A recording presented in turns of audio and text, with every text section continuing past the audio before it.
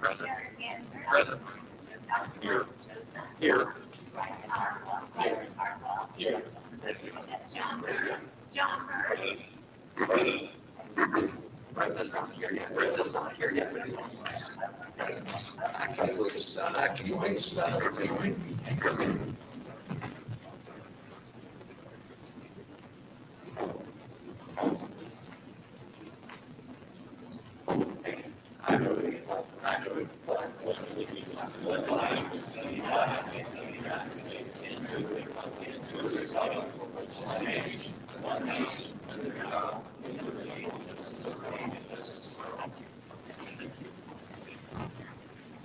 Brent will be here in just a moment.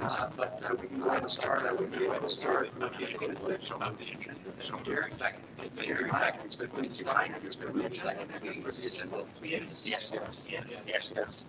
John, you'll have to show the pages. Okay, yes. Okay, motion passes now. Motion passes now. Let me see if I can move my seat. If I can bring Brad on so that participate also.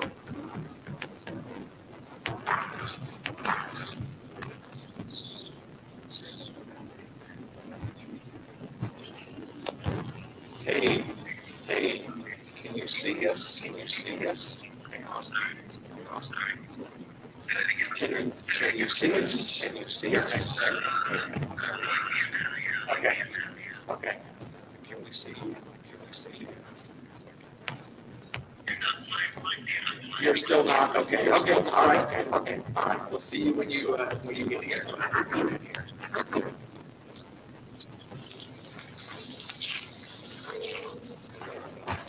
Sorry, we'll keep you on until you get here. Make sure you can hear us. Okay. So, we got item D discussion. There's a MOSO CAPS program. Dr. Moss. You missed the pledge. All right, well, Brent, you with us? Okay. So we have Suzanne Hall and Brad Hudson here tonight with the MOSO CAPS information. So I think since it's a work session, come on up to work the table, and then we've got other stakeholders with our high school counselor, Ms. Hancock, and I see Dave Rockers in the back, and I think everybody is ready to provide a lot of input and answer questions because it's a work session. Yeah. So we're here to examine it. I know that we had originally talked about having a work session on this evening, and then the item had been put on the September board meeting as an overview. So I want to thank Suzanne for coming to our September board meeting and providing us an overview. But after that, it became apparent that we needed to all get together and dig into the details and answer questions and make sure that everybody's understanding of the program was the same, so that the board can then take that information and make the most accurate decision on what they feel is best for the students of Joplin High School. And so that we're all kind of hearing the same information at the same time. So that's why we're here tonight. In no particular order, I did include for the board another copy of the Memorandum of Understanding. And that had been a question that came out after we had been about, commitment and whatnot. And that's all articulated in this Memorandum of Understanding. If you look at the last part of that, which was a question that I had received, so I wanted to be sure everybody had had a chance to see that either party may, upon 90 days written notice, terminate the agreement. And it talks about the details on that. That had been something that I had been asked. We also. And that's the same one that each of the three schools has? Yes, they are the same, and we had it vetted by our legal counsel, and as well, Missouri Southern had it vetted by theirs. So that is a standard memorandum of understanding for all three districts. Then I also put the funding model which I think answers a lot of the questions. And we might kind of go through that as I go through other things that have been asked lately. And then you have, because you guys had, I forget who, maybe it was you, had asked for what does this mean in terms of weighted credit, honors graduates, things such as that, and how many students do we have in certain programs, or what are we offering? So that is what this spreadsheet articulates, is what is an honors weighted advanced class, and how does that translate in terms of weighted credit? You'll see those listed in that column. And then dual credit, what do you get for dual credit? And then advanced placement, and what is that, and that criteria. Then you can see everything that we offer in those categories. The next handout that you have, and it's got my notes on it, I'm sorry about that, but that may help further explain it, is specifically drilling down to our Project Lead the Way classes, as well as some other courses and courses in the room, and he put this together for us, that have relevance to the program. Some of the things that were asked, and Dave, you can pitch in with that too, and then you'll see my notes on the side. I think one misconception is that we had Carl Junction and Webb City kids coming to these programs, and that if they went to MOSO CAPS, they would no longer come to our programs. But right now, we don't have any Webb City or Carl Junction students. And the Project Lead the Way course is exclusively Joplin High School students. So we needed to clarify that in terms of competition for resources and students that might be pulled from other programs. I also included in my email, as well as on this sheet, how many juniors and seniors we have in Project Lead the Way. And then you can also see Franklin Tech's Intro to Health Sciences, and that, or what is it, Dave? Introduction to Medical Science, not PLTW, but that could compete with the Intro to Health Sciences that would be part of MOSO CAPS. One thing that we talked about today is if we have students that have some of that dual credit in those courses that you see at the bottom already, could that encourage them into some of our Franklin Tech adult ed programs? Because they would have already had that exposure as high school students. So you have that information there that you can pour over, and we'll be glad to answer questions from that. Yes. I'm just trying to read this, I haven't seen it completely. How many seniors and juniors are in Project Lead the Way? Altogether, we have approximately 30 between both grade levels. And so if you look at civil and architectural engineering toward the top, you'll see it listed. We have 3 juniors in that class. So it starts with how many typically? Introduction to engineering design and principles of engineering, those are your freshmen and your sophomore classes. So it dwindles as we go to the upper grades. How many students typically graduate each year from Project Lead the Way? Dave, could you answer that for us? This year, I mean,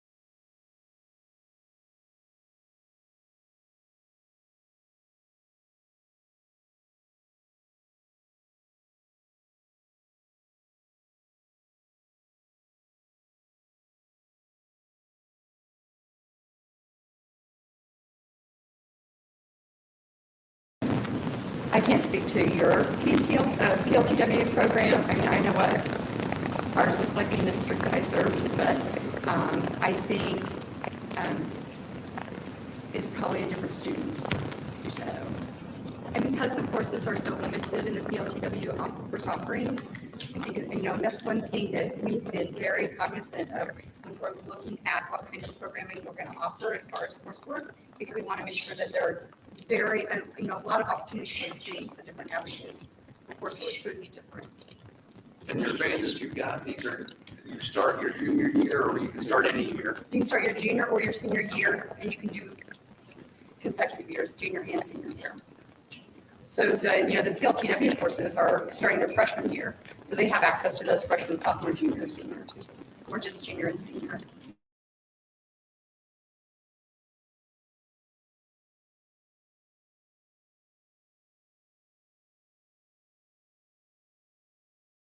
I don't know if you get a copy.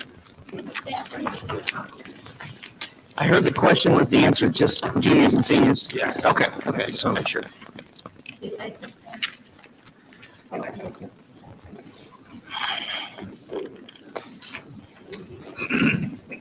Because I thought that I had our discussion based on our meeting this morning.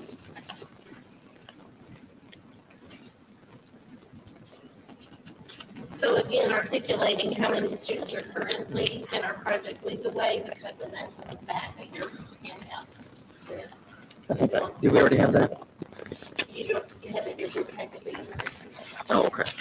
This was just generated since our meeting this morning.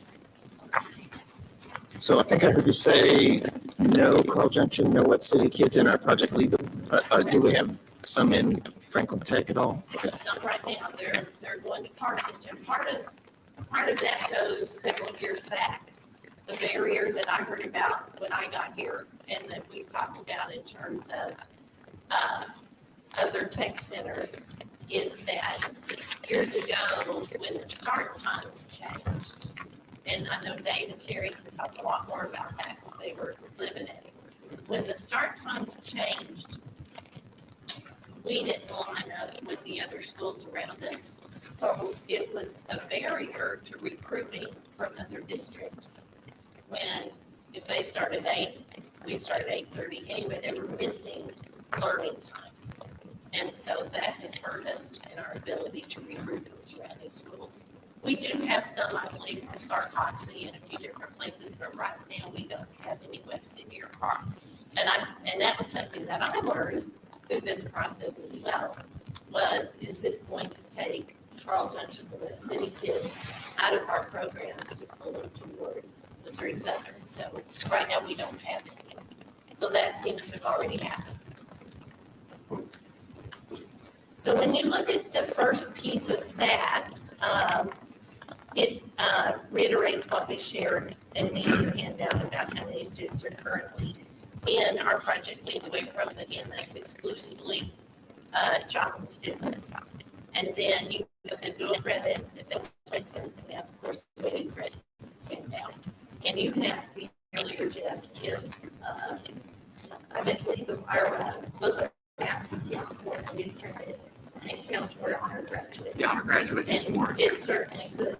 You'll see what the weighted credit is for weighted credit. And I do have a question about that as we go down through in terms of the performance portion with the industry partners and the seat time course portion. So that's really getting into the weeds later. But it was questions that we got answers, so it was really good.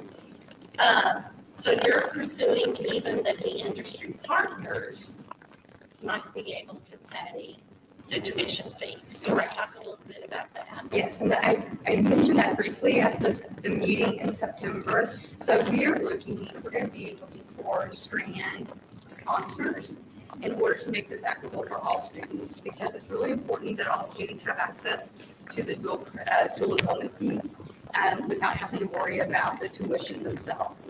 And so a Strand sponsor would provide $12,000, and that would pay the cost of tuition for all 40 students in a Strand, which would make it a level playing field for all students accessing college credit. And that 12,000 covers the entire year.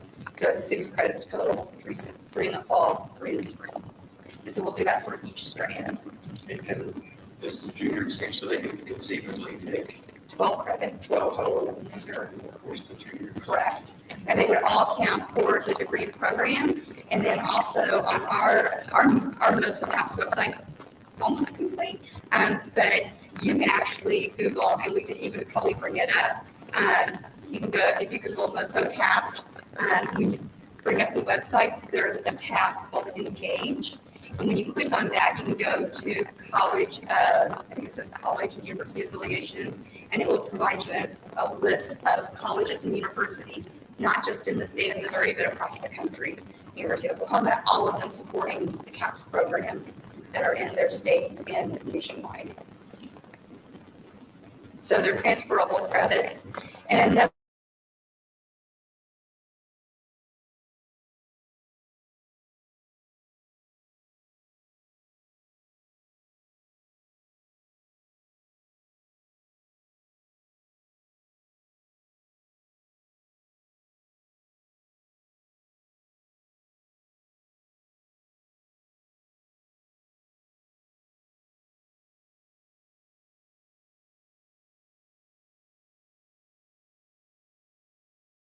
get more specific into the career strand that they want. And if they choose not to take, for example, like if they are interested in social work, like a 200 level social work class, they could actually take like intro to sociology if that was not a dual credit offering here on the Joplin campus, and that would count towards their gen ed at Core 42. So any course that they take will count towards a degree program, whether it's at Missouri Southern, and it also can be transferable. And I'm familiar with 442, but for those of the people here who aren't, that means every school in Missouri has to take it. Correct. Every, No questions asked. right. Every public college and university in the state of Missouri has to accept it, but all the private colleges and universities, because they didn't want to be left out, they also have accepted the Core 42 transfer credits as well. So every credit that you could earn through this would be transferable in Missouri. Correct. Yes. So that seems relevant to my second to the last bullet. Sorry. Sure. Well, it's important to note that any transfer credit, even though Missouri set up this system where it's automatic, it's the receiving institution that determines whether it's transferable or not. It's not Missouri Southern. So it is college credit that you can send to Colorado State University. They'll decide where it plugs in, not Missouri Southern. But it is credit that you can apply for transfer to any university in the country. It's that university's decision about whether they take it or not. And that would be the same. Right. And that would be the same with any of our current dual American credit history, algebra, and or the RALA, PLTW Yes. course credit. If, say, University of Arkansas decided to accept that as one of their engineering courses, it would be up to the receiving institution. If I could ask one more follow-up question, because we know, I remember my kids going through this when they were younger, but they get a whole bunch of credits in high school. Is it very good that ever transferred to any university outside of Missouri? Is there any statistics other that says, hey, this is what percentage overall we are worth anything and transferred to other schools at a collegiate level? Any data out there on that? Well, my daughter had 39 dual credit classes from Missouri Southern through Joplin, and she's at TCU private school in Texas, and all 39 credits transferred with no difficulty. There was no questions asked. Well, for my daughter, I mean, not to say what happened here, but she went through the associates program and got her associates. Arkansas took them, but said these don't count towards certain prerequisites. So they wanted their 90 hours. They took them as credits, but they didn't all line up to be able to graduate in 2 years, theoretically. So, I mean, I think schools would be willing to take them, whether they advance their time, that's up to the school, but I mean, they were rather inexpensive. That's the part. Yeah, so if they took 5 of them out of 10, it's still cheaper than taking them at TCU or Arkansas. But you're right. But in the state of Missouri, they will take them, but will they work as prerequisites or they work as electives? That's up to the university. Okay. But if it's a core 42 Right. course, Okay. it's automatic. And then are these core 42 courses? Some of them will be, but others would not. Okay. Others would be more degree specific. Well, and I found, and I know we're just talking about anecdotal information, but when I think about Rolla and engineering, they're always very particular about the calculus that will transfer because is it trig-based or is it algebra-based? And it depends on the institution where they took the dual credit, and they won't always take one or the other. So you find that depending too on what degree they're pursuing. Do we have a counselor in the high school group? We do. Ms. Hancock is here, and we can invite her up to provide information as Well, well. my question would be, in the students that you see that go to college, where did the majority of them go from Joplin High School? The majority of them go to, I would say, Missouri Southern, Missouri State, Missouri. Thank you. And in this particular program, we're talking about 4 classes, 4 We're talking- credit hours. I mean, it would be transferable, or there's much more than that, but a student can only amass. No, 12. so if they take a course each semester Uh-huh. and they earn 3 credit hours a semester, they can, and they go their junior and senior year, they have 12 hours Okay. paid for that Okay. will be transferable. And that could be in addition to the other ones that we have. Right, exactly. Yeah, In so they may addition to have 30 hours. 39 hours, Aside from yes. this, plus 12 more. and- Nothing that precludes them from taking other dual credit classes, history, math, whatever they chose to pursue, absolutely. Right. And these potential for 12 credit hours, are there 4 classes they can take, or are there 20 classes they can take, but they can only get credit Right. for 4 of them? So great question. So in the fall of 22, we want to keep them together as a cohort in their very first fall course. And so if they are in the human services strand, they would take an intro to human services class. If they're in the business strand, they'll take an intro to business course. When I visited with the Dean of Business, Dr. Zimmerman, a few weeks ago, they don't have an intro to business course, but they're going to create one for this program. Gotcha. And then intro to health sciences, the Dean of Health Sciences, she is creating a unique intro to health sciences class that will address, all career paths in that strand as well. And so they'd stay together as a cohort. So there's going to be, each one will have one course offering that they would be placed in. In the spring, with intro to health sciences, we're looking at medical terminology that would be applicable to whatever field they were interested in the health sciences. And then human services, they would get more into the sub-strand that they may be interested in, whether it's social work, teacher education, psychology, pre-law, or criminal justice. So it would be like a sub-strand of the human services strand, so they'd be into that type of coursework. So then there's a lot more course offerings that they could choose from. And then same with the business marketing and entrepreneurship. That second semester, they have more options as well. And so would that intro be a fall only? Correct. You start Fall only, but- first Right, semester. but then once you get past 23, could it be a spring, or is it? No, because they would always be entering. So it'd be juniors and the first year, so FY20 or fall of 22, it would be juniors and seniors together Right. in that class. But if you're a second year, if that first year junior, that first semester in the fall comes back and they're in the same strand, their senior year, then it would be something completely different. And can they take more than one strand? Yes, absolutely. Well, they could change strands. They can Yes. change strands? Yes. Okay. Mhm. Which I've seen done just in the Sure. students that I've visited with at different programs.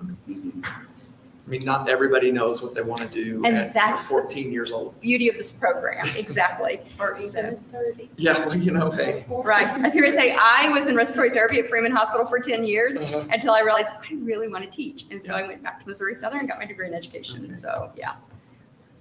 I think there's, I mean, So they it's a can- gift if you know from. They can change strands. What happens, and there may be a question for both, but if they just decide to get out of it early, midway through a semester?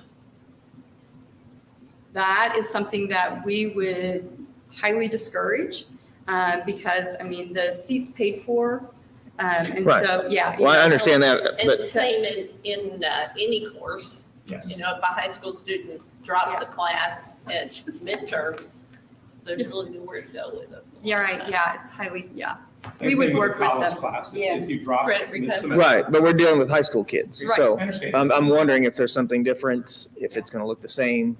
Will they have a withdrawn if they say they no longer show up to class? Or, I mean, I don't know. I'm just, Yeah, so it would be highly discouraged. We would work with them and you know, and work with the guidance counselor, whoever their assigned guidance counselor is as well, you know, and work through it as much as possible. It's something that I would not want to Sure, see. sure. If somebody's failing though, do they bring that failing grade in or can they drop out of the class? Well, You don't we wanna won't pick get to failing. Yeah. So. Yeah, I mean, it could be somebody that's out for an extended period of time and they have, Right, I mean, right. not Yes. any choice of their own that, hey, I Correct. don't If like they were this. ill, I mean, we would withdraw them so it wasn't a negative on their transcript. That's Yeah. kind of the concern I think I would have is, hey, they Yeah. try it, you know, and they're 8 weeks into it and they're not doing well and Mhm. it's not a good fit. Right. We don't want to penalize them necessarily. Now, they may finish out the semester not with that class. Maybe that Yeah. becomes a free period that they can work on. I don't So know. I there's- think that's something that Yeah. someone needs. Well, To so there's have a two plan different for it. parts to I could be this, wrong, because but- I seen the same talking in terms of other dual credit that we're offering now. Do we have students that drop in the middle of the semester and are we putting them in some sort of credit recovery? Because I'm not familiar with that For now. the college or for the high school? I guess you're Yeah, looking yeah. at. She's looking past Dual- it. Any dual Around you credit. guys. I'd Any like dual to if credit. she came up. Yeah. The requirements, as I understand to be in this program, is to be on track to graduate. Okay. And so if you've got a kiddo that's on track to graduate and then comes out of something that takes up 3 hours of his day, we don't have a very streamlined, simple answer of where Right. they would go. So do you have students who maybe change classes for whatever reason? Maybe they took German and they decide that's not for me. Can you, are there instances where they change maybe at the quarter into something different, or are they stuck there the whole semester? Tiny percentage. Okay. You know, with an extreme extenuating circumstance, and it's more like, I was in a PE class and I've got a torn ACL, and we look at It's a great example. what can we establish you going forward. But if I could speak to a dual credit class where they're receiving high school and college credit for it, they could come out of the college portion of it, but remain in the class for the high school credit. We don't encourage that either, but it is an option in a worst case scenario. But as you can see, we didn't have to place that student someplace else. Yeah. It's just not that simple. And I have two additional thoughts to share. So first off, we have a safety net for these students because we will have Strand Coordinators. And so Strand Coordinators are specific to the Strand. And so, for example, we would have a business Strand Coordinator. So if somebody was struggling in the Intro to Business course, their first semester, on Tuesdays and Thursdays, that student's going to be in that Intro to Business course from 8 to 9:15. Once the student is finished at 9:15, they're staying on campus with the Strand Coordinator who will connect their learning of the content in to their industry partners projects or whatever they're working on. And so they are there to help support their learning. So if they're struggling, they're going to have almost like a built-in tutor on Tuesdays and Thursdays in the after the course is completed. But then also, what was I going to say? I knew I should have written it down when I was thinking about it when you were speaking. So Strand Coordinators. I'll think about it. Okay, why, Yeah. so I noticed there were only 2 coordinator positions, Correct. but 3 strands? Yes. So Okay. I'm going to take one as well this So- first year. During the negotiations with the superintendents, there was a request to reduce the budget. And one of the ways we reduced the budget was to ask Dr. Hull to take on the role not only of CAPS director, but also of one of the Strand coordinators. She is academically qualified to take on the human services Strand coordinator role. So it would be helpful them. But that's for just the first year or? I will always be there to help them. So it's just who I am. So, yeah. The way the budget was negotiated was the 3 superintendents sitting at a table with Dr. Hull and with me and working through where they wanted to get the price per student and what was their priority. And so that will happen every year. Those 3 superintendents will convene and look at the coming year's budget and make sure that it's right where they want it to be. Missouri Southern does not dictate the budget. That is collaboratively created every year. Yes. So if it's collaboratively created every year, does that mean that the 147,000 this year could change next year? I mean, that's. We will learn a lot this first year. And this budget was based off of the information that Dr. Hall gleaned as she visited programs all across the Midwest.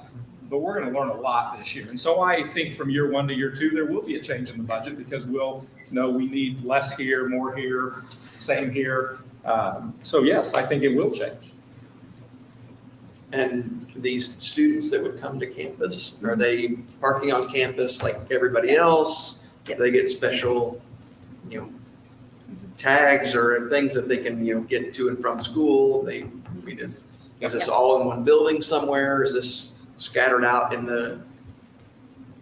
Yes, and yes. So, Okay. so the students will have, they'll have identified parking area, so I'm housed in Plaster. And so they will have, the Strand coordinators will be housed in Plaster as well. So that's where they will meet with their group of students. And then as far as the courses are, wherever the courses are held on campus, they will go to that class in that building. So intra-health sciences, they will be going to the health sciences building. Business would be in Plaster, and then human services will be probably in Webster would be my assumption. But I can't promise you that. So anyway, that's a little But further down the road. they will have their own parking stickers. We'll know who they are. They'll be welcome. The They'll have Strand their coordinator is looking for them every day. They'll have their student ID. We'll take very good care of them. And then, with our industry partners, the students will be driving to their industry partner site as well. So the only CAPS program in the country that has public transportation for their students is Little Rock. And so they sort of at that stage because their students, just because of the size of Little Rock and in the socioeconomic status of a lot of their students. And so they wanted to make it as equitable as possible. But all the other programs, the students drive. Even the 17 school districts that feed into the Northland CAPS program and North Kansas City School District, all the students drive on 435 and I-70.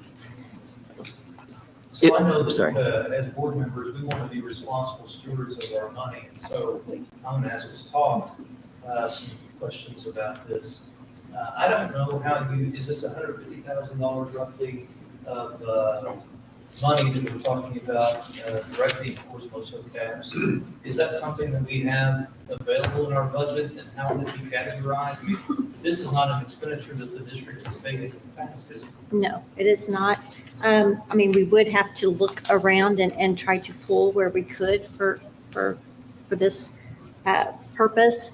We have talked about, we want to make opportunities for our kids where we feel like they're responsible, it would be a good response of our use of our money. So we would try to find those funds if we felt that was necessary.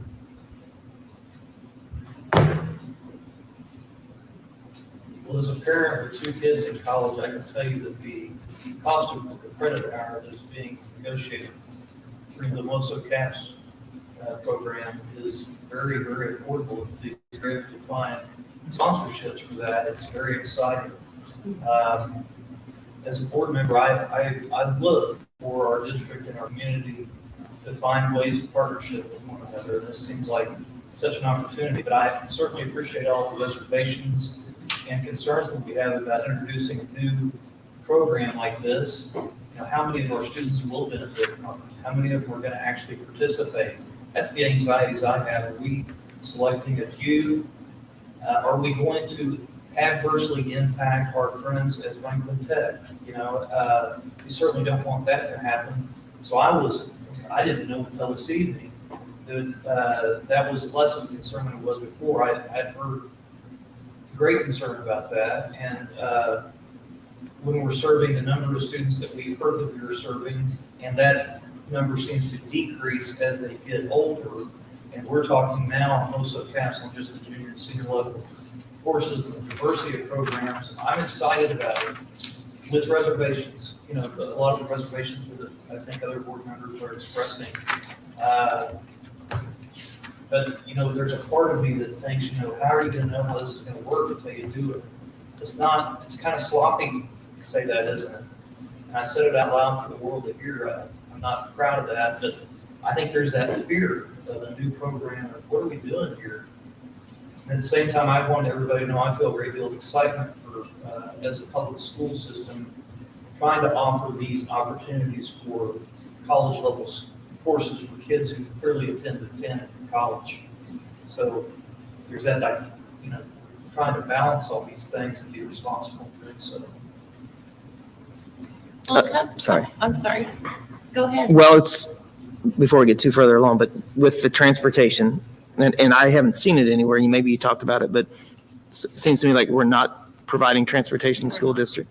Okay, and I'm curious of other districts, do they provide transportation? I don't know if anyone knows or not, but not for this. I'm referring to like, you had mentioned some CJ kids were going to Carthage. Are those kids, do they get transported publicly or through the school district? School district does, yes. Okay. School district, for those tech programs. Okay.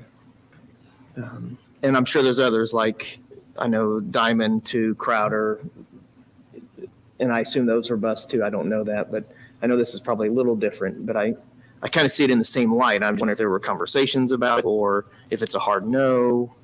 Because it seems like you have to own a car and you have to be able to afford gas to be in the program.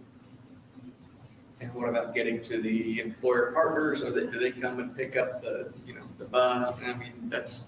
Yeah, no, the students drive to their industry partners as So well. would they be on campus every day or only that Tuesday, Tuesdays Thursday? and Thursdays, they're on campus. Now, the first 4 weeks, we have something called boot camp, where Okay. they're learning soft skills, et cetera. And so, once that 4 weeks is up, then they will be starting with their industry partner. And so they'll be with their industry partner 3 days a week, Monday, Wednesdays, and Fridays. That's a big commitment from our area employers to entertain a group of, would one Strand go to one industry partner? No. And so a lot of times, it really depends on what the industry partner projects look like. Sometimes it's a team of students who will go to an industry partner. Sometimes it's an individual student. CVS pharmacies, they're actually a national CAPS program partner. So they have agreed that wherever the CAPS program, they welcome students in the intro to health sciences, or if they are in marketing, help them with some of their marketing pieces. But it could be a team of students who would go there, or it could be an individual student who would go to a CVS pharmacy to have as an industry partner. So maybe talk to us a little bit about industry partners that you've already heard from, because CVS, I didn't know that piece. I know that Mercy has mentioned that they would like to participate, and I can see teams going to Mercy. Who else is potential, or who else is lined up at this point? So lined up, we have not, because we need to know who's coming to the table first before we start securing industry partners, because we don't want to secure, 25, 30 industry partners if we only need 10, depending on our numbers. And so Mercy is a yes, for sure. The president reached out to us. Crossline Construction, they reached out to us as well. They are super excited. I know they're location is in Columbus, Kansas, but maybe for, students in Carl Junction, I'm not sure how that would work. But I know they have offices here in Joplin as well. And so we had a nice long conversation, and he said, however we can partner. So he is meeting with his team. And then we also have, I think I shared that with you via an email, a laundry list of people that we are going to be reaching out to. But the CVS pharmacy, they, like I said, they are partnering with all CAPS programs across the country. But we'll be reaching out to Freeman. Stone's Corner Pharmacy, actually, they also, when I visited with them, oh gosh, this has been probably over a month ago, they said they were interested in being an industry partner. CVS, I mentioned, we would reach out to Walgreens, look at the various dental offices. I know another CAPS program, there's one of their partners is Delta Dental, Human Services Strand, depending on what aspect it is, like if it's social work, Ozark Center, the Alliance of Southwest Missouri, our district partners, if it's teacher ed, create your own, grow your own program for those, especially those hard to find teachers. The city of Joplin, whether it's the Joplin Police Department or Fire Department, EMTs. You might tell the story about Pittsburgh and that team of students that worked with the city. So. Yeah, I don't know if I mentioned that when I was here in September. So Pittsburgh has a CAPS program. They're Pittsburgh High School, and this is their second year, I believe. But anyway, they were sharing the story just recently that the city of Pittsburgh has a block in downtown Pittsburgh that has fallen into disrepair. And so they reached out to the CAPS program and asked a group of the students to take on the project of redesigning this block so that it fits in architecturally and business-wise with the rest of the businesses downtown. And so they will be like surveying, they've got the college campus right there. They have their business and community partners. And so they will be looking at all aspects to create, recreate, and design this block in downtown Pittsburgh. So those are the types of projects, and so when we talk about industry partners, sometimes, it goes beyond the scope of what we think of as an industry. Of course, with manufacturing, there's so many. We'll be reaching out to Walmart, Amcor, Tamco, Leggett & Platt, Blue Buffalo, Jasper Products. The list goes on and on and on. Because anybody who's interested in the manufacturing side of the business world, will fit into the business strand. But the process is you enroll the students first, and then you go find those customized experiences. Correct. That fit their interests. And so we don't want to put the cart before the horse. Right. And so I just posted on our website the link to a project request. And so as we meet with the industry partners, I will be sharing that link with them. And so they will be able to identify projects and submit the projects, that they have completed as well. So, but as far as partnering them with the students in order to have the best fit, we will have it would be us sitting down with a group of students and you'd be interviewing the students. So it's so important that they get this the students have this true professional experience from the beginning to the end of the project, because at the end of the semester, they're going to be pitching this completed project back to their industry partner. So I hope that helps. Got a Yes. quick question. So the annual school district cost per student is $2,498. Correct. So that's based on if we have 59. So I guess our concern is, and I think Sheriff kind of brought it up, if we don't have 59, then that cost goes That cost, per student. No, that's the cost that is the cost per student for 59 students. For Whether you have 59. 59 students or 0, that's your cost. It's kind of like. So we don't It's a have to fixed pay. No, No, we have we to do. pay. If we don't have a student, we still pay We're paying for their seat. for that. Yes. So we're paying that amount Right. for 59. So if we have 59, that's what the cost is. If we have 39, That's what the cost is. it's going to still be that cost. Okay, Yes. so it's And- not anymore. And then If we don't have it anticipation filled, is- then the cost still stays the same. Correct. The Okay, cost because is I the was thinking it was going to cost more if we had less No. And that's not the case. No. But in year 3, when we need 90 slots, it's not going to be proportional because this covers the administrative piece of it. You might need to add another instructor or 2, but it's not at the same rate as the initial startup. I'm just surmising. Right. So again, that's that annual budget discussion between the superintendents and the university to say, do we want to add a Strand? Do we want to add more seats? Joplin seeing demand, Webster Carl Juncture seeing demand, and so we'll renegotiate that every single year. And if one of the partnering schools comes out, that also has a factor for that next year. And it presents an opportunity for another school district to come in. Yeah, we've had other districts asked to come in as well. And so, it's like, how many districts do we start with? And so when I came on board in March, April, these were the Joplin, Webb City, and Carl Junction are the districts that we were going to be starting with. So, yeah. But the cost per student, so I reached out to the CAPS programs around the state of Missouri, and the cost per student ranges from $22.50 per student all the way up to $33.50 per student. That was my next question. And so this is an annually evolving thing. I mean, if we get creative as a district and this thing proves reasonably successful, this might be something that our district, if we imagine things, could seek support for through our foundation or otherwise, that might help support these types of efforts. But it's this beginning, this modeling that we're talking about tonight, that's scary, right? And so we got to figure out, are we going to commit ourselves to an opportunity like this or not? And I appreciate where we are. I also see what might be. And sometimes you have to look that way. Dr. Brad Hansen, he's the retired superintendent at Monette, and he's now the assistant superintendent at Pittsburgh High School, or at Pittsburgh School District. But one thing I remember him saying was the fact that the year he asked, when they started the CAPS program in Monette, which was six or 7 years ago, he said, the hardest thing I ever had to do was ask my board for $100,000 with no guarantees of what the program was going to look like in year 1.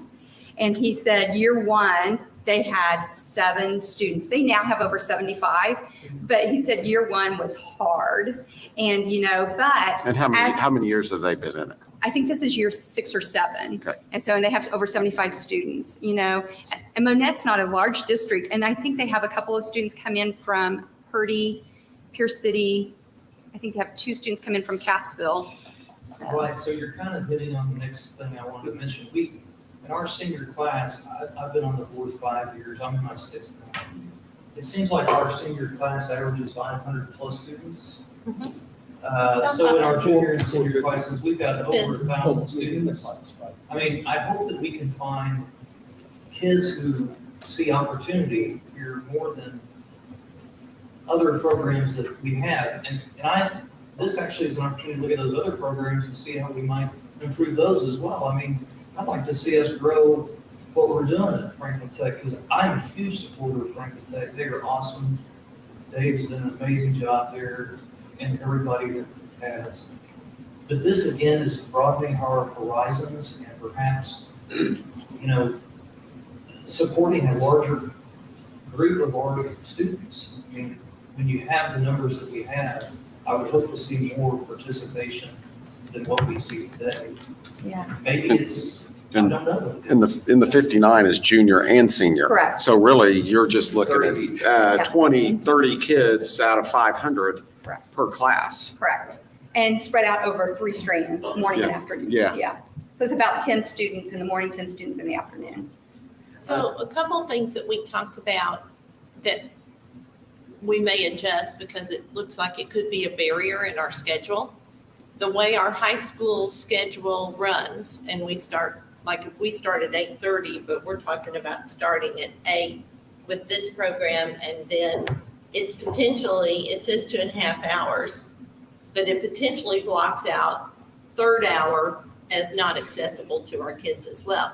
So part of our talk this morning is that may go back to a 2-hour block for Joplin schools. It won't affect the number of credits or the Carnegie units, but it makes it much more palatable with our high school bell schedule. We're not on a block schedule like Webb or Carl. So if it moved to a 2-hour instead of 2.5, that may be an adjustment that we make, and it would be an adjustment for the better, because then our kids could get back and take third hour. Whereas, and that's kind of part of what we're still working out details, but that's. Because our high school hours are not actually hours. Even though we're starting a half an hour sooner, Right. They're minutes, yeah. you still can't get back to campus before the third period starts. Yeah, so that may help us Okay. out there. As we're talking about per pupil cost, I think it's relevant to think about what do we charge other districts when they come to Franklin Tech? This is actually per pupil at 59, a little less than what we're charging with our Franklin Tech tuition. So that may help answer some of those questions.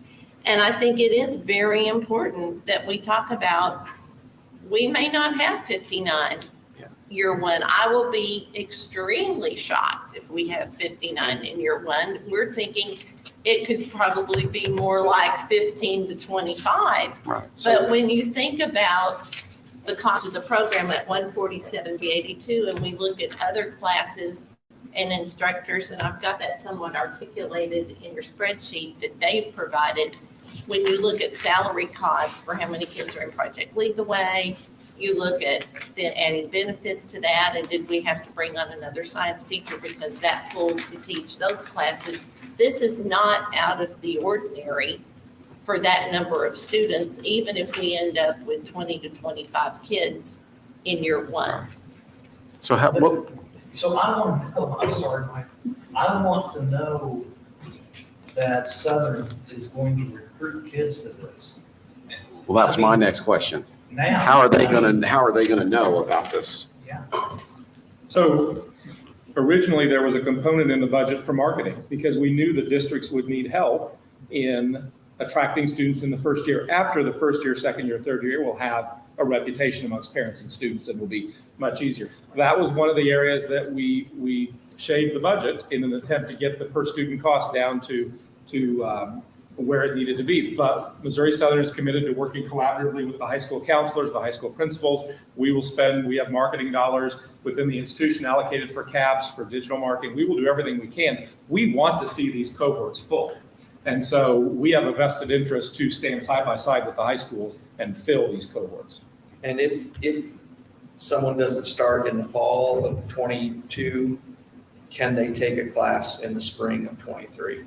It's not how it works Okay, operationally. okay. Um, That becomes a prerequisite for the program, is the intro class. yeah, So so that would be the problem, is they Okay. need to be in that intro class. as we get started, or I guess you don't then have those rising Right. juniors that aren't juniors yet because they are just finishing their freshman year. So I'm trying to figure out how do we fill those seats Right. the And so first that's, year, because if we say, hey, here's 150,000, here's 4 kids, and thank you, it's a success.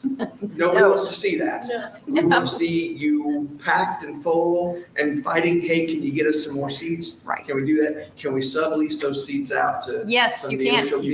You kids? So actually, yes, so other districts, and I know that, I'm sorry to say, Sorry, but it's true. So that's a conversation that we had, I think, in July at our superintendent's meeting. You know, it was, somebody asked. Number two, note number 2 at the bottom of the budget says districts with unused seats can sell them to partner districts experiencing excess demand. Yes. But that's not Neosho.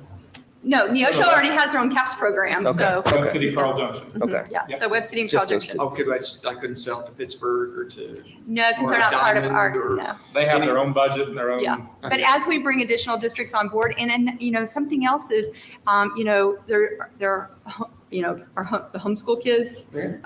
We also have Macaulay. College Heights has reached out to me.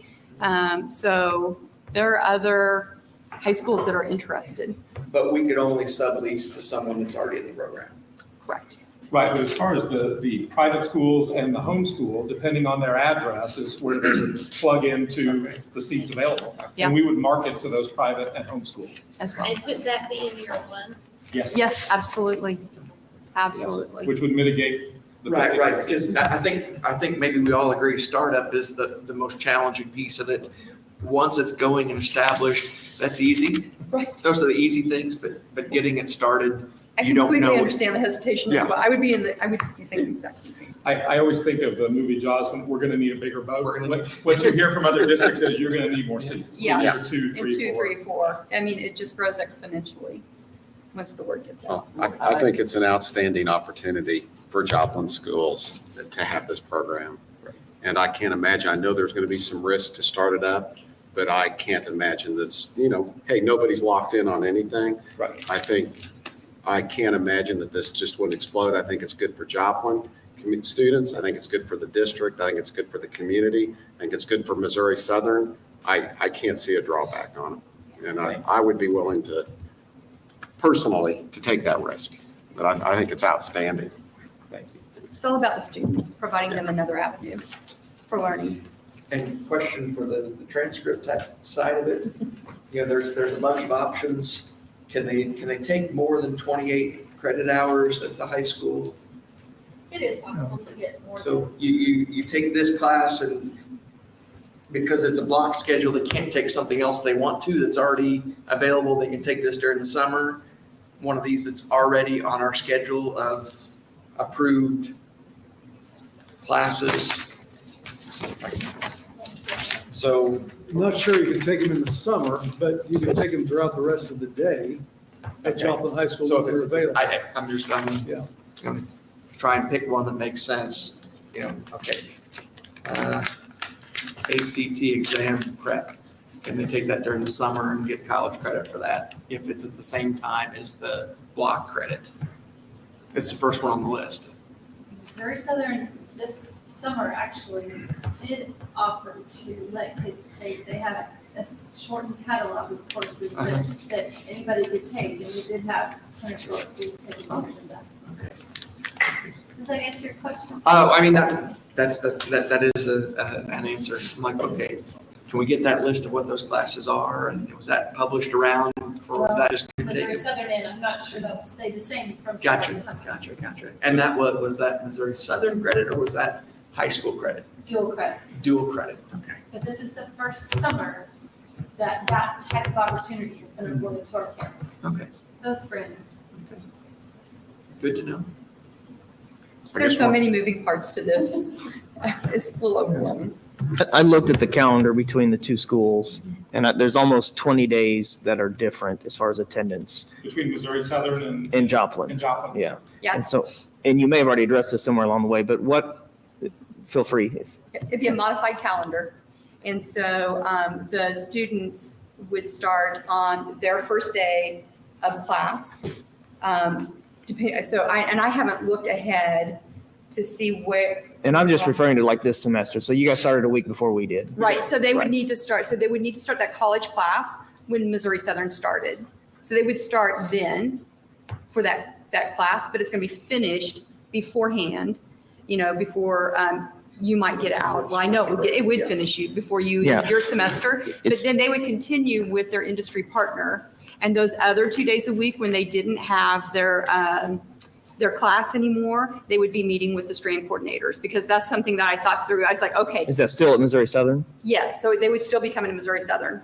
And so Tuesday, Thursday. And so then, and Monday, Wednesday, and Friday, they'd be her industry partner.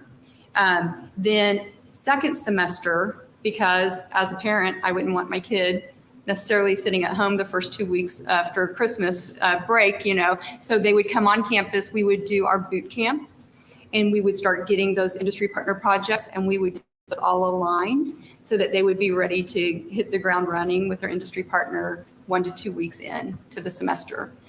At the end of the semester, though, in May, their semester would end potentially, depending on how many snow days you all had to make up, maybe a week and a half before the end of your semester.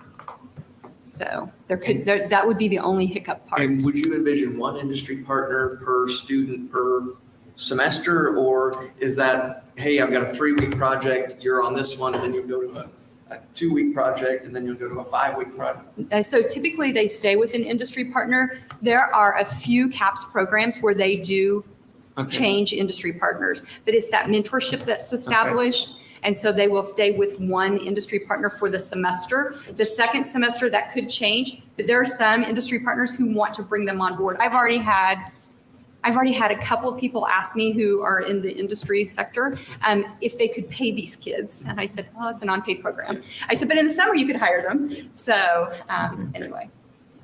Or after school. Or after school, if they're not busy. I mean, all these students are so busy after school as well. So if I followed along correctly, I think I did, at the end of the second semester, so at the end of spring, we would have to find a place for them? Well, so it's just like any other, like if you have another program.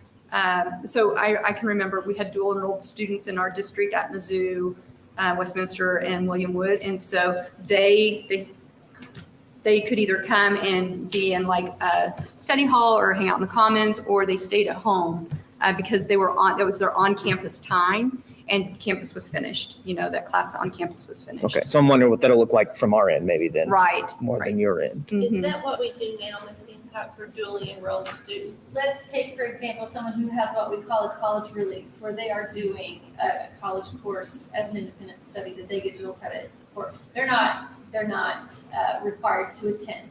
And so in this case, they would get those 2 weeks and they would not be required to report to the high school until it was time for them to attend their high school courses. That would be fine. So it would be the same as how we're treating dual enrollment currently? Yes. Okay. So, and just a question historically, and maybe you don't have the longest tenure to know all the way back, but maybe that's some other folks too. Maybe, have we had a program that we had tried and it wasn't successful and we stopped pursuing it in the past? Not to say this isn't going to be, but it's one of those you say, hey, we tried a year. If it doesn't work, then we say, okay, we tried and we go on. Have we had a program like that happen? Not to dig up old wounds. I'm just. Dave, I can't think of anything other than the program that your daughter or kids have through the associate program that we worked out with Missouri Southern Crowder, but it was a build it and it wasn't to this level. Okay. I will tell you that I sat as a high school principal like Steve at several meetings at the Chamber of Commerce over the years, and there was discussion all the time about how can we get industry and the high school to work together in our career approach that we have with Franklin Tech, and we tried to bring Franklin Tech and Joplin High essentially under the same roof, and the collaboration that the high school and Franklin Tech has. And one of the stumbling blocks always was who has the time or the effort to be able to get these kids into these businesses with internships and actual working with business people. That's something we've been passionate about ever since we designed the new high school, and we designed it with that aspect, outside in, inside out. How can we make the community work together? The conduit, I would say, and it's way better than a conduit because it's university, but they are the conduit for this right now. And I'm excited about that, from the opportunity of kids actually working with industries in town, getting a taste of what that's like for their future, but also importantly, getting a taste of what it might be to stay in Joplin and work, and then which would be advantageous to all of us. And then also excited about industries in Joplin, not just with their own tax dollars or their own people working there paying taxes, but actually giving back to the kids in a tangible way. So I'm also trying to think, what does success look yeah, like? and so I can't say that I've seen anything that's of this scale that we've done that wasn't something we put out like an alternative program, right, or a program like the Crowder Missouri Southern program with Franklin Tech and Joplin High. Because like Mike said, if we do it a year and it doesn't go over well, then okay, but it seems like that really, we haven't had a case. We've hit home runs on everything.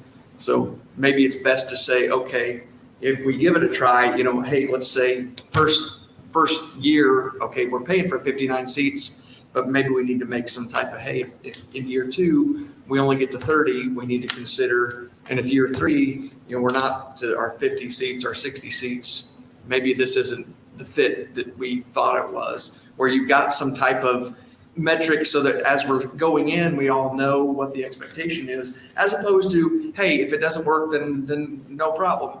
That way we know, how do we define doesn't work. But just a thought, because it's harder later on to come up with those and you kind of move the goalpost. But if you had something like that, you go, okay, we know we're committed to it for a period of time, but that commits to it more than just a year, but just a thought.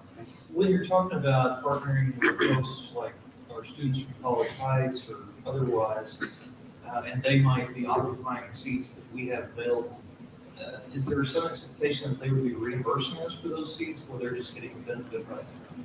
And I don't care what the answer is. I don't know how you would address that as a district. I know how we addressed it as a district. And so because if they were a taxpayer and, in our district, then we provided the seat at There no was cost to second them. reimbursement. I got you. That would be my first question of where is their residency? Mhm. Yep. If it is a Joplin school resident student, we do similar things with FTC. We would enroll them as a part-time student, and then they would fill a Joplin seat, but they also would be a Joplin student. And then they'd be able to participate in sports for Joplin High School. Because it's 2 hours. Because it's 2 And hours. the other thing is we get ADA on That's for what I was 2 going to hours. say, yeah. So there's the enrollment code for core data. That's what? Yeah, I was going to say the enrollment code for core data that all CAPS students are listed under in the state of Missouri is 996002. And so it's the School Flex Program code. So that's the code that's used. So that way the ADA, They- And you're we getting do those. have students from Macaulay and other institutions that do take our classes and are now. And we looked one up just today. Yes. And they are enrolled as Joplin school students for those hours. The sport example would work for a homeschool student, but it wouldn't work for a student who's already, in a mission sport in another- that school, Sure, okay. in a private school. Okay. Well, I want to be respectful of time. I know there was a hard stop at 6, but it's a bit after. So with that, I would entertain So moved. maybe let me go one or two more questions, but then really, we got 6 minutes and then I want to get people out. Last comment from me. I think that Dr. Joseph and said it very well tonight. When we're looking at the possibility of what it looks like with industry and public university and public education, I think something that we forget about a lot in education is nothing really has immediate results. So in the business world, if you do something, you can get an immediate result. Sometimes when you're doing something in other industry, you get immediate results. But sometimes what we water today grows, 2, 5, 10 years down the road. And then Dr. Saketa also said it very well, that, there are people, I can think of classmates of mine in this area who left and then now have decided to come back to this area because they found out that Joplin's a pretty good place. And it is a good place for a lot of people. And I've looked back, I had a unique high school experience because I was not in the same building. I was in 3 different Joplin high schools over the years. So my point is, I was able to do a lot in the community because there was an opportunity that was afforded by Joplin schools. And that's what Joplin schools has always done well, because Carl Junction and Webb City, they can't necessarily do that just because of size sometimes and numbers. And Joplin does have the size and does have the ability to do that. And we can afford certain opportunities for our kids that other areas can't. So, school looks a lot different today than it did 10 years ago, and it's going to look a lot different in 10 years from now. And I think that this is the direction in which we're headed, as in education in general. So, like you said, I think Missouri Southern does give the ability to the district not necessarily to have to take on all of those obligations for providing these services. It's really a partner and a contract between the two of us and an agreement that we want kids to get the very best education that they can here. And I think there's room for Franklin Tech in this, and I think there's room for Project Lead the Way, and there's room for Missouri Southern and CAPS and whatever that may look like. Because we know that it gives me comfort at least that we're not the first place to do this. We're number 75, right? Yes. So if 74 other people have had success with this program, and I've had a chance to visit with some teachers who've done this, and not even in Missouri, who've done it in Nebraska and other places. And they've done they've said that it's been beneficial.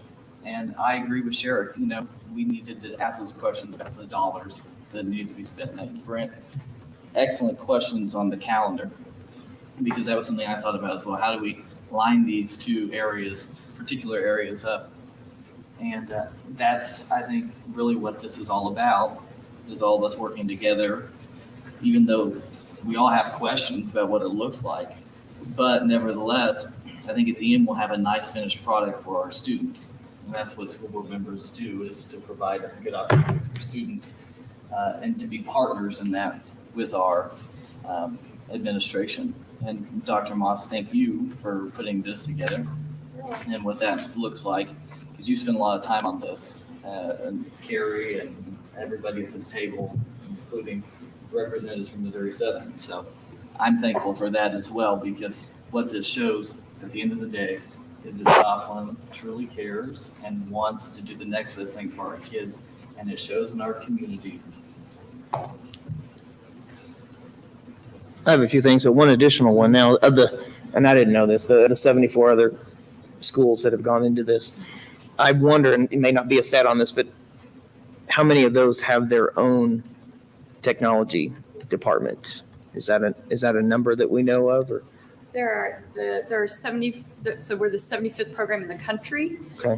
There are 67 other districts. Okay, I misunderstood. So Okay. there's 67 other districts in the state of Missouri that are part of CAPS programs. I don't know how many of them have a technology strand and a technology department, but the ones I have visited, Springfield, Bentonville, Monette did not have, I don't think they had the technology strand, but I don't know, but we could easily find out. Well, I don't know. It might be a good question, at least in my mind, if all 68 school districts? There's 67 districts, other districts in the state of Missouri that have CAPS programs, yes. So, I mean, would we be the only one that has their own tech facility? I don't know that. I mean, I would just kind of be curious if there are other schools that. One thing I have learned is that the programs almost complement one another. And so some students have come into the CAPS programs and then have filtered into the tech center programs and vice versa. But with Franklin Tech, like with the health sciences strands, because we have the respiratory care sim lab and the radiology sim lab, their the Franklin Tech adult career programs that they have in those areas, it could become a feeder for them as well. So that's another way to complement the Franklin Tech programs through CAPS. So my daughter went through the Project Lead the Way. One of my daughters did. And I read the information on the number of students that are currently in it, especially seniors. So it was the same thing when she was in school. She started with 50-some students in her cohort. She graduated with 4 total. And so I reached out to her, and I got some other names. I reached out to 10 different kids who went through the program and either completed it or didn't complete it. And I know, Mr. Rockridge, you guys might be able to do a better job of this than I can, but through my little amount of knowledge that I gained, their number one reason why the numbers diminish, and in fact, it was really the only reason, but it was the number one reason was they couldn't fit it into their schedule. And so if that's the reason, and so here's an example. If you're in band, for example, you can't attend the morning sessions at Missouri Southern for this. You'd have to attend. So if there's 22 band kids, they're not all getting in. The same way with like show choir or speech and debate that have those, there's only 1 hour or 2 hours. Those kids are going to, in some degree, be eliminated from the opportunity to participate in this, because it is so difficult for kids to fill out that schedule. If it was hard for Project Lead the Way and there was only 1 hour, now we're dealing with at the same 3 hours that they're going to have to block off. It seems to me like that's going to be the largest deterrent to get kids in there. And I could be wrong. Well, the good thing is they have a flexible option because it's morning or afternoon. Yeah. So the band and orchestra kid could do it in the afternoon. I don't know that. Sure. I think I figured you know. I couldn't tell you. I mean, I don't know what. It's engineering, so typically that's more difficult than the intro to sociology. Well, and she didn't go through. They would have the noon option as well. And so I unfortunately, because I value what the school counselors do, I actually had to help, build schedules before for high schools. And, those one section courses, they're so hard, to fit into a student's schedule if it's only offered at 9 o'clock in the morning on whatever days. And so, but, that's why we have the 8 o'clock option and then the noon option. So hopefully it makes it that's going to catch some available. kids, absolutely. Yeah, I don't know that it'll catch all or enough. Yeah, because band typically is first thing in the morning. Yeah. But then if they're in, AP Calc, maybe that's at noon, so they wouldn't be able to come to the noon session. But yeah.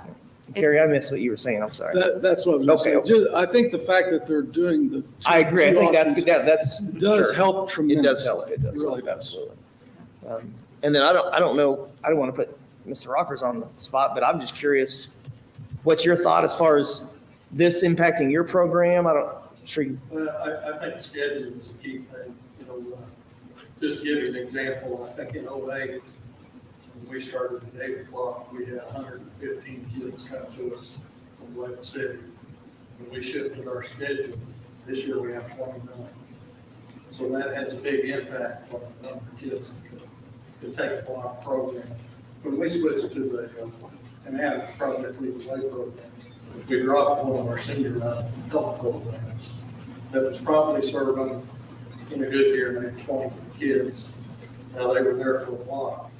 We serve a lot more kids now through Project Lead the Way in 1 hour blocks of time that we did then. We were probably serving.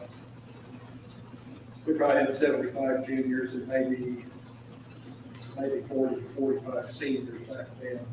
Now we're serving over 200 kids in health sciences. Some of them are there for 3-hour blocks, some for 2, some for 1. But we're at least exposing more kids to that pathway than what we did before. But schedule is a key. I've seen it. This is my 24th year. That's a big part of it. It's how that schedule runs now. So sending 59 kids to Southern, would that increase the participation in your mind, in your program? Would it take away? Would it stay the same? It's kind of hard to tell because you're not real sure what kids you're looking at. There's some kids that don't want to leave the home high school. You're going to have that. It's just kind of hard to predict. Right now, I think we have about 230 Joplin kids that are in block programs. That's juniors and seniors. The rest of our kids, which we get roughly 1,000 kids, the rest of them are pretty much in 1-hour blocks, different classes out there. It's just went down. And several years ago, when the core requirements went up, one of the things that we did to keep kids coming to Franklin Tech was embed math, embed communication arts in the curriculum so that those kids could still come. So sometimes, some of those dynamics can affect the schedule. And I would say the tech centers around the state, in Monette, for example, they have 14 different setting schools. And I laughed and I said, you probably should be ringing that up constantly because they're coming and going all the time. And it does add some dynamics. But, we get our kids right now in our morning session from about 8:30 to anywhere from 10:30 to 11. They're not all there for the same amount of time. I don't know if that answered your question, but just a lot of dynamics going on. And I always said the electric programs are like I don't know why I relate everything to food. It's like a big buffet line. And Carrie, we talked about this. When we built a new building, we added a lot of new things. And we still have programs that aren't full as a result of that because we have so many more options for the kids. And we all want a lot of options for our students, but at the same time, we want the cost-effective kids. Thank you. Yeah. And I would like to just add one more comment. I'm not sure that I brought this up in September, but we will have an advisory board. I know I brought that. I know a lot of you, if not all of you, were at the session back on May 11th when we all met together at Missouri Southern. May 11th. But anyway, we'll have an advisory board so everybody has an equal voice in the decision-making process. And so that will be one person from each district, and then we'll have 4 industry partners. And then we'll have ex officio folks as well on that board. So, this is not Suzanne Hall making all the decisions. I mean, we need to do this collaboratively, which is just how I operate. So, What about I'm sorry, the days during the week, during the semester where Joplin may not be in attendance? Right, so then they don't come. And same like if they have, so if it's homecoming week, and there's activities in the afternoon, the students will be able to Tuesdays and Thursdays, they would need to be in their college class, but they work with their industry partners. And around the state that I've talked to the programs, it's never been an issue, making sure that those students get to experience their high school, activities as well. So, yeah, they're not penalized. All right. I'll be on my 6 minutes. So now, Derek, I made a motion to adjourn. Second. Mike, second, please vote. Yes. Yes. Yes. Yes. Are you there, John? Yes. And yes, we're adjourned. Thank you, guys. Appreciate you coming in and sharing with us. Thank you for the opportunity. Yeah. Any questions? Yes, yes. There wasn't anything that. Thank you.